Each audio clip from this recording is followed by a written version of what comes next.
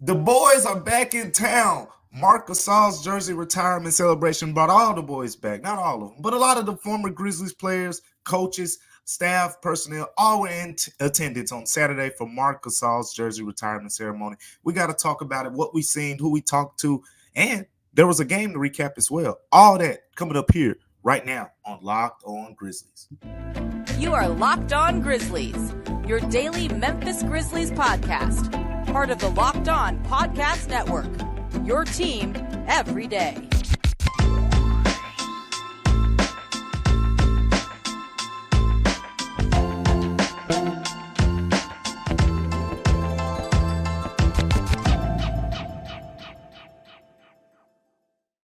What's going on, everyone, and welcome back to Locked On Grizzlies. I am your host today, Damichael Cole, beat writer for the Commercial Appeal right here in Memphis, Tennessee, coming to you to talk about all things Memphis Grizzlies. I want to thank you for tuning in with us each and every day. Remember to tune in everywhere you can find Locked On Grizzlies. That's Google Podcasts, Apple Podcasts, Spotify, Stitcher, wherever you listen, wherever you watch, even YouTube.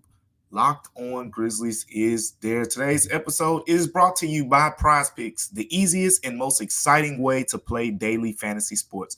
Go to prizepicks.com/LockedOnNBA and use the code in all lowercase, Locked On NBA, for a first deposit match of up to $100. Man, I want to say it was a privilege. It was an honor to be in the building on Saturday for Marc Gasol's jersey retirement ceremony, the second Memphis Grizzlies player joining Zach Randolph to be honored with their jersey hanging in the rafters of FedEx Forum. We can say that now because Marc Gasol, and if you've seen the pictures, I think there have been a couple of media people who have posted the pictures now of Zach Randolph's jersey is hanging from the rafters. Marc Gasol's jersey, we saw it presented in front of us, kind of at half court, but it will soon be hanging from the rafters. So no more of the whole disc record thing with the 50 on it when Zach Randolph's number first retired. They got the jerseys hanging from the FedEx Forum now. So congratulations to Marc Gasol on that. It was just meaningful talking to him all week long just about this process. We talked to Pau Gasol. We talked to a number of former Grizzlies players, which I'll get into later. But for the first segment, I want to focus on the core four being back together, because I don't think a lot of people really knew that this at Marc Gasol's that was the first time that they've been together since the end of the 2017 season. Like all four in the same building. That was the first time Marc Gasol, Zach Randolph, Tony Allen, and Mike Conley all were together. And boy, was it meaningful. Remember, Zach Randolph had his jersey retirement ceremony a couple years ago, December 2021, I believe it was. And when Zach had his, Marc Gasol, it was just a super busy time for pretty much everyone, or a super inconvenient time, however you want to slice it up. Mike Conley was in the midst of his NBA season. We'll get more to how he kind of configured some things to make it on this game, but it was tough schedule-wise for Mike Conley to make it. Marc Gasol made it, but he took like a red-eye flight from Spain because he was playing basketball at the time too. But Marc Gasol somehow found a way to get there. And Tony Allen was going through the legal troubles. So Tony Allen was not there. Mike Conley was not there. The only one of the core four who attended Zach Randolph's ceremony was, in fact, Marc Gasol. But if you think about the history of what Marc Gasol is, to this Grizzlies franchise, like, again, I'd say we'll get more into it a little bit later, but he's the one guy who's kind of connected to every level of Grizzlies basketball, or Memphis Grizzlies basketball, that is, since they've been here. 2001, his brother Pau got here. He got here as well as a teenage kid, 16-year-old kid coming to Memphis with his brother. He was here then. Pau leaves. Pretty much he comes at that point, and then the list goes on. All the players, all the teammates, the Kyle Lowrys who was at the game since they were playing the Sixers. The list goes on all the way down to Jaren Jackson Jr. But he's kind of the one who's connected. So it felt meaningful that Marc Gasol, was the one who brought the core four back together. And it wasn't easy. Zach Randolph is around the team a lot these days. Tony Allen now, with most of those legal troubles behind him, he's been around the Grizzlies a lot. But Mike Conley, there was a lot of talk during the week on it. Could Mike Conley make it? Like, it doesn't really make sense from a scheduling standpoint for him to be there. And plus, he wasn't at Zebo's, and would he be able to make it? That was a question. And I was talking to people, in Minnesota, like, hey, you think it's a chance he make it? They were like, man, it's doubtful. You look at the Timberwolves schedule leading up into Saturday. Friday, they had a game in LA against the Los Angeles Lakers. Then there was Saturday, the day in between. And then there was Sunday, a game against the Phoenix Suns, where they had shoot around, by the way, which is, the morning of the game, 9 o'clock in the morning, shoot around, something like that. Well, Mike Conley was there, as you pretty much can allude to from what I'm saying, what I've been saying. Mike Conley was there for Marc Gasol. Kind of surprised some people, but take this as a lesson of, if someone wants to do something for you, if someone says they will be there for you, they will. There's no excuses. There's no ifs, ands, and buts about it. Mike Conley got a flight, I think on early Saturday, the day of Marc Gasol's ceremony, after playing on Friday against the Lakers. So he got that flight, gets in town into Memphis at around 6 o'clock. The game starts at 7. He gets there in Memphis at around 6, goes to check into his hotel, has to meet up with his wife who was already there, and all those good things. Gets to the game somewhere, I think, roughly in the first quarter or so. I think he maybe was in the suite because we didn't see him kind of on the court or nothing. But he got there around that time. After the ceremony ended, which the game ended roughly around 9:20 or so, the ceremony ends around probably a little after 10. Hangs around for a little bit, taking pictures with the rest of the core 4 guys, talking to media, all those things. But while talking to media, reveals that he actually has to catch another flight in 30 minutes or so to be at morning shoot around in the morning. So let's get this right. Mike Conley flew in Saturday morning to Memphis after playing Friday night against the Los Angeles Lakers. Came to the ceremony, stayed pretty much all the way throughout. Flew out that night on Saturday to get to Phoenix to be up for morning shoot around. Memphis to Phoenix is not a little skip and a hop. To get up for morning shoot around on Sunday morning ahead of a game against the Phoenix Suns. I think that just goes to show, what Mike Conley stands for. I think most of you already know that, being with his time with the Grizzlies and whatnot. But, just goes to show what he stands for. It shows what Marc Gasol, means to him. It shows what he stands for. And as Mike Conley said in his own words, he said he wouldn't miss it. He said, I wanted this memory to last me to when I can't remember anymore. Thought that was very meaningful. He wanted this memory to last him to when he can't even remember things anymore. And he was there. So the core 4 all being back in the building, they all walked out to the court. Marc Gasol, when he was introduced, it was a meaningful moment. They all took pictures together afterwards. And, I stuck around at FedEx Forum for a couple hours after the ceremony ended. So I'm there pretty much till about 12:30 a.m. Most of the building's cleared out at this point. Security, some arena staff, cleaning up and doing some things or hanging around. I have to walk across the court to get to the exit that I go through for the media exit. So I'm walking across the court at around 12:30. I look on the court, see 3 men on the court. Jason Marsh, currently Memphis Hustle head coach, but has been in the Grizzlies organization, I think, since around 2006. But he was on the staff 2006 to 17, something like that, but heavily around these guys for a while. Jason Marsh is who I see. And then I see 2 guys in the core 4. Tony Allen, Marc Gasol. But it's not just them. Their kids, Mark's kids, Tony Allen's, Jason Marsh, are all on the court playing basketball together. And the guys are coaching. You hear Tony Allen, great defense. You hear Jason Marsh. You hear Marc Gasol cheering on their kids. And that just goes to show what that era of Grizzlies basketball stood for. Marc Gasol doesn't get to Memphis a lot. Tony Allen's around a lot, but basically the point is these two don't see each other a lot. Even Jason Marsh has a full G League, season that he's kind of always being involved in. But those guys being there 12:30, the building's cleared out. This isn't for anybody to see.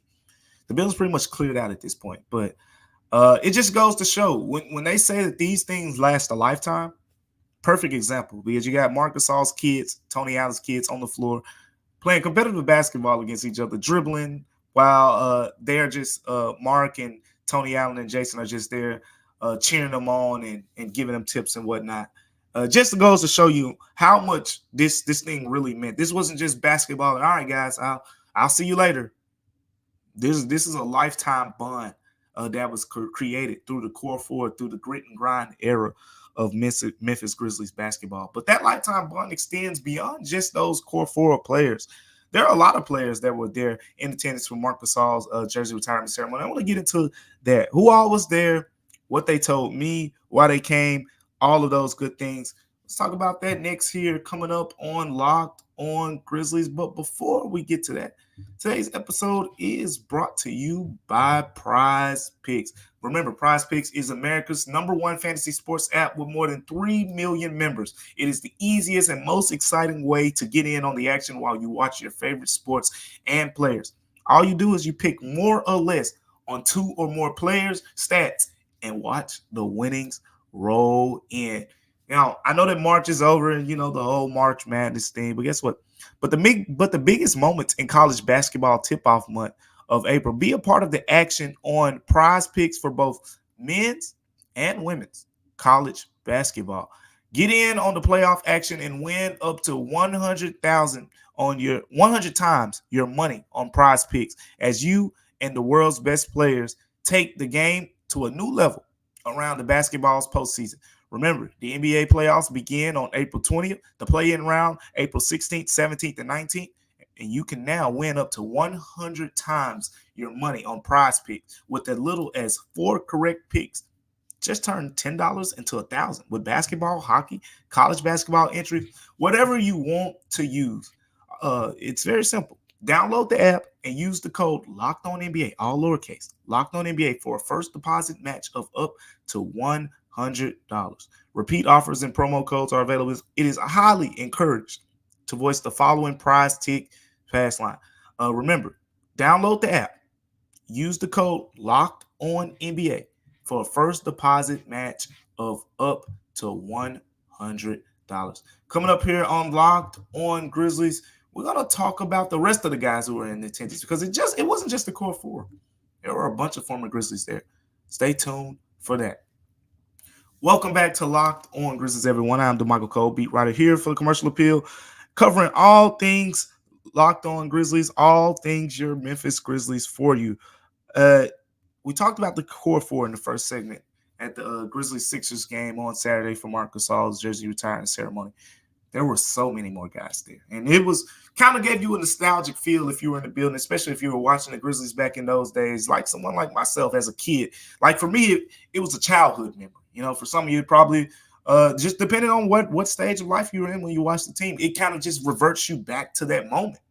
That's what it felt like to me. I felt like that 10th grader who was coming back to school talking about the Spurs and the Grizzlies series or talking about, Tony Allen clamping up Klay Thompson and how Klay Thompson can't get free on Tony Allen and things like that.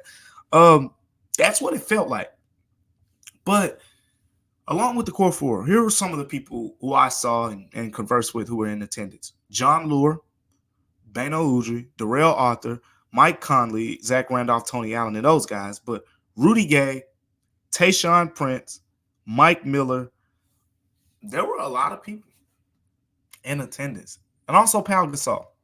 And forgot to mention Pau Gasol. But, of course, Pau Gasol, being the brother of Mark, he was there sitting with the family. And it just reminded me, like what I said earlier, Marc Gasol is connected to Grizzlies basketball at every level since they've been in Memphis. When his brother got here, he was around.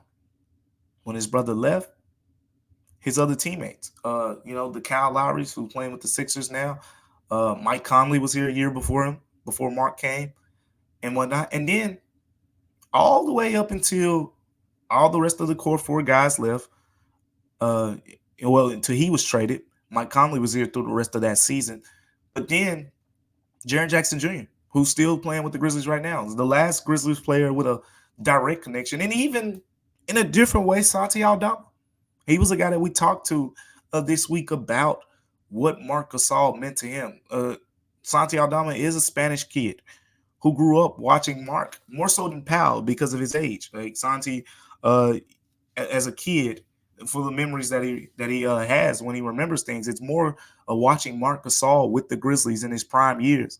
That's what he remembers. So that's another connection. But talk to a bunch of the guys who were there and just about this experience. I mean, Quincy Pondexter was another one. Quincy Pondexter was there Friday, was there Saturday, and I was like, man, you didn't just come in like a lot of guys Saturday morning, come to the ceremony and didn't leave. You were here a couple days. Basically got to spend some extra time with Marc Gasol. He was like, man, I couldn't miss it. Marc Gasol's just one of the best teammates, best people you ever be around. I also talked to Rudy Gay, and there were some conversations going on. I was just talking to people around the arena, and people were trying to, I wonder what this is like for Rudy. You remember the core four, what makes that, I guess, group so special is Tony Allen was the last one to come in. He played 7 seasons with the Grizzlies. But during those 7 seasons, when the core four were together, they made the playoffs every single year. I think they won 4 playoff series, went to the Western Conference Finals one time, had a 56-win season, which is still tied for the franchise record. What made that era so special is that they went to the playoffs every single year. And now we see how hard that is, especially right now with the Grizzlies being, in the situation that they're in. But talking to Rudy Gay, I realized something, and a lot of people were talking about it. Like, how does he feel? How does Rudy Gay feel seeing this? It's the core four. And I remember as a kid, I tell anyone, 2010, 2011, Rudy was the guy for the kids. When we went to Grizzlies games, it was to see Rudy Gay throw down a tomahawk dunk, go flying through the air, catching alley-oops and all those things. Rudy Gay was the guy for the kids. Then we know the last season happened. He didn't play well. Gets traded for Tayshaun Prince, who was also there, by the way, because he currently works in the Grizzlies front office. And it made you wonder, like, how did Rudy Gay feel about this? More on that in a second, because I did take some time to talk with him. But are you watching Fox Sports or ESPN on your TV all day, and you have to turn down the volume with all that shouting? Well, just make the switch over to Locked On Sports Today. It's a free 24/7 sports streaming channel programmed for you every day to bring you the biggest sports stories without all that hooping and hollering, as my grandma would say.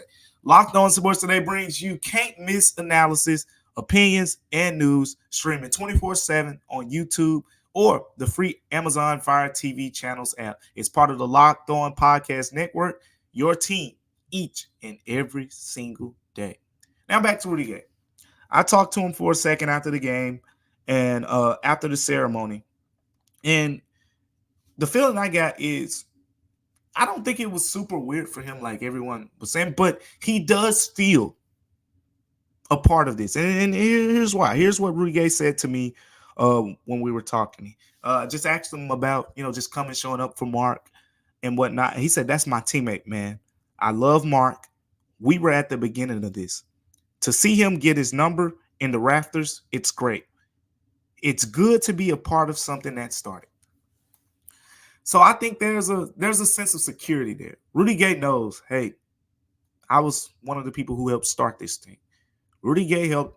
I mean, trust me, again, speaking from a kid's perspective at that time, Rudy Gay is the reason a lot of people went to Grizzlies games during that time period. But there's some security there. But talking to him, talking to all those guys, Beno Udre, John Lure talked about being in the locker beside Marc Gasol for 3 years and how that strengthened his relationship. And even him being a guy from Minnesota still wasn't going to miss the opportunity to get here for this. So Marc Gasol, again, me and Joe Monex were talking about it on a recent podcast, how he's like a connector. And this was an example of how he is a connector for this era of Grizzlies basketball, like for this Memphis area, this era of Grizzlies basketball. He brought the guys back together. A lot of guys were in attendance, and it was a meaningful memory, all things considered. But there was a game on Saturday as well. The Grizzlies played against Philadelphia 76ers, and I had one big takeaway, especially at the guard positions. We're in the mood of WrestleMania and whatnot, so how about you choose one of your fighters? I'm going to talk more about that next, coming up on Locked On Grizzlies. But before we get to that, today's episode is also brought to you by LinkedIn Jobs. When you're hiring for your small business, you want to find quality professionals that are right for the role. That's why you have to check out LinkedIn Jobs. LinkedIn Jobs has the tools to help find the right professionals for your team faster and for free. And it's simple. Look, LinkedIn isn't just another job board. LinkedIn has a vast network of more than 1 billion professionals, which makes it the best place to hire. It gives you access to professionals you can't find anywhere else. LinkedIn does all that while making the process easy and intuitive for you. Hiring is easy when you have that many quality candidates. So easy, in fact, 86% of small businesses get a qualified candidate within 24 hours. How do you take advantage of this opportunity? Well, it's simple. Post your job for free at linkedin.com/ all caps locked on NBA. That's linkedin.com/locked on NBA to post your job for free.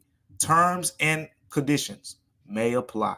Coming up here on Locked On Grizzlies, we're going to talk about 2 point guards who played well in this game against the Sixers and played well recently overall. Let's talk about that next here on Locked On Grizzlies.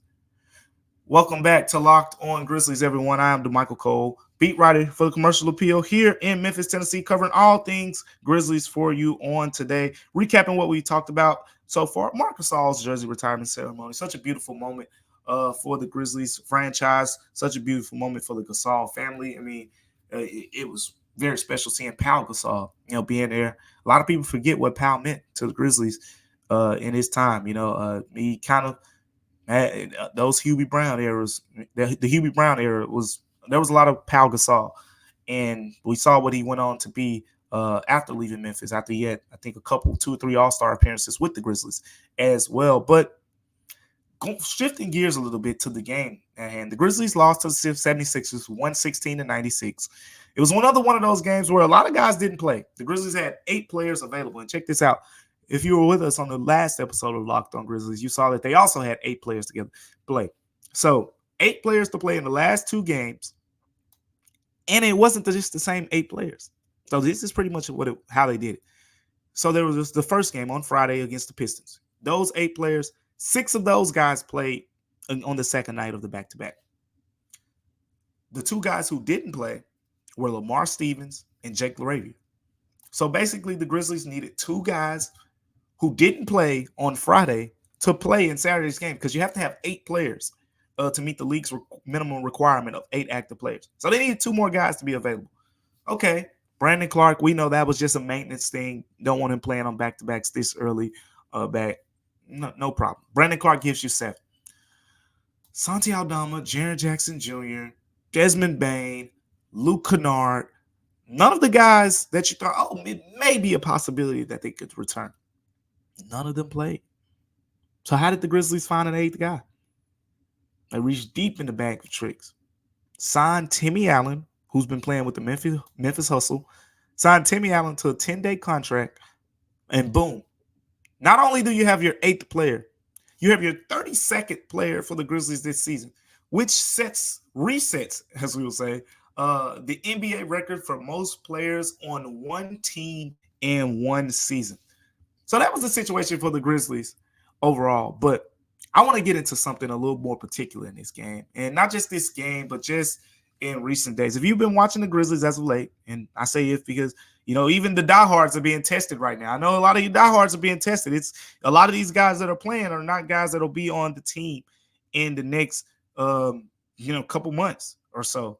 But with all that being said, a couple guys that have stood out to me as of late are Scottie Pippen and Jordan Goodwin.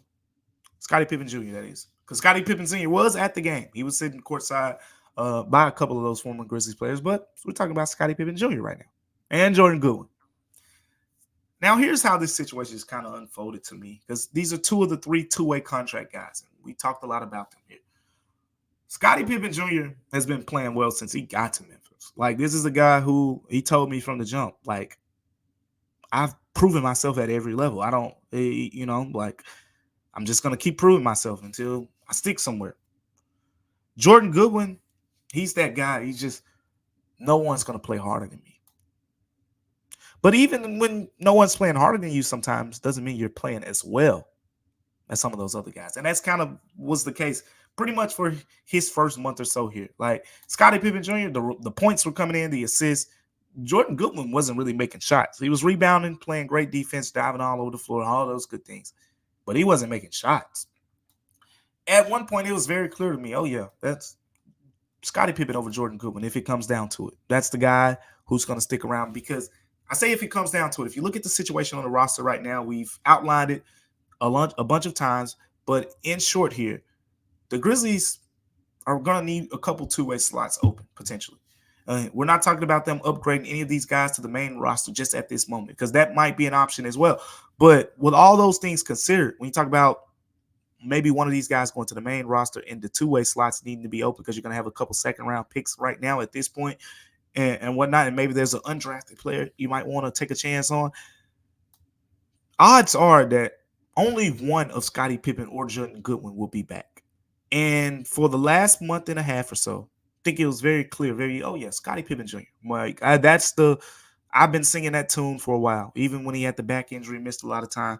He's outplayed Jordan Goodwin easily in my mind. Well, put it like this. Jordan Goodwin, last 5 games, he scored 13 or more points in 4 of those games. He's had 4 or more assists in 4 of those games. He's had double-digit rebounds in 3 of those games. So he's scoring better and more efficiently. 6 of 15 a couple 5 games ago, 2 of 8 after that, 6 of 10, 4 of 9. In this game against the 76ers, 6 of 13 from the field, 15 points, 4 boards, 4 assists. He had a 13.12 rebound, 7 assist game. He had a 16.11 rebound, 3 assist game. The point I'm making is Jordan Goodwin's role is starting to be defined. He's starting to get more comfortable. Taylor Jenkins even talked about it a couple of days ago. And there's a conversation to be had. Jordan Goodwin or Scottie Pippen Jr. Now, if you're going for the more natural point guard, man, this is where the conversation goes. If you're going for the more natural point guard, I think Scottie Pippen is your guy. He's the one who, if you want someone to come in, in the blink, maybe play some rotation minutes at the point guard position when a couple guys are down, like if you don't have, Marcus Smart, John Morant or available, Scottie Pippen Jr. is the guy I would lean to in that scenario. But there's something about that 14th or 15th man being an energy guy. Being when the team's lacking that energy, the coach has that one guy. Some of you former coaches or you current coaches, you know what I'm talking about. You have that one guy you can go to on the bench, say, go in the game, man. Go shift the energy. These guys aren't playing hard enough. I know I won't have that problem with you. Something about having that type of guy. Jordan Goodwin is that type of guy. That's who he is. When he's in the game, I mean, we saw it earlier. Probably about 2-3 weeks ago. He dives on the floor and he picks up something on the court, throws it off to the side. And I'm like, man, I know that's not a tooth. But I'm sitting right there, like I'm courtside. But I'm like, teeth are real small. So, you can't see exactly what it is. But I'm thinking, I know this man didn't just pick up a tooth and throw it to the side. Then I see the Grizzlies, team people coming over there, pick it up, wrap it up real quick. And I asked him after the game, I said, man, what was that you threw to the side during the game? So I just got my tooth chipped a little bit, and you kept playing. You didn't ask to come out of the game or nothing. I'm just keep playing through it. He's a tough dude. Jordan Goodwin is a tough dude. That's not a pretty boy right there. He's down and rugged. He's gonna get after it. And there's something about having that type of guy with that tenacity on this roster, because he'll fit. He'll fit when Marcus Smart's on the floor. He'll fit when Vince Williams is on the floor. He fits with those guys. So it's a conversation to be had from the standpoint of, who do you prefer, Scottie Pippen Jr. or Jordan Goodwin? Probably not going to be able to keep both. Probably don't even want to keep both. Scottie Pippen Jr. has been consistent. He gives you that scoring aspect. He's done better as a passer as of late. And he had a career high, 24 points in this game and led the Grizzlies with 5 assists in that game against the Sixers. It's going to be a tough one. Right now, I still lean Scottie Pippen Jr. I've heard more people as of late say, hey, it's something about having those guys with those defined roles, because with the Grizzlies situation, you might not even need a natural point guard. Like, you might not even need, a Scottie Pippen Jr. because you have other point guards on the roster. You might just need that hustle energy guy who can play point guard in the blink of an eye, but also hey, this guy's going off 15, 20 points in the first quarter, in the first half. Go put Jordan Goodwin on him for a couple minutes.